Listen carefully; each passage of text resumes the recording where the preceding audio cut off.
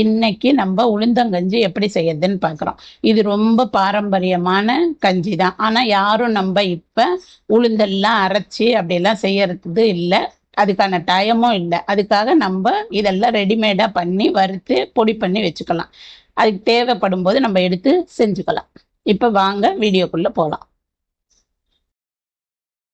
இப்போ நம்ம உளுந்தங்கஞ்சி பண்ணுறதுக்கு உளுந்தெல்லாம் வறுத்து எடுத்துப்போம். நான் முழு உளுந்து ஒரு 150 கிராம் எடுத்திருக்கேன்.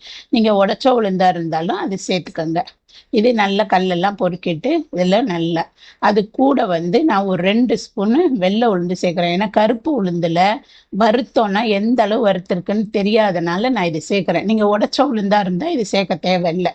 இப்போ இதை நல்லா அந்த வாசம் வர அளவுக்கு, இந்த வெள்ளை உளுந்து கலர் மாறுற அளவுக்கு இதை வறுத்து எடுத்துக்கலாம்.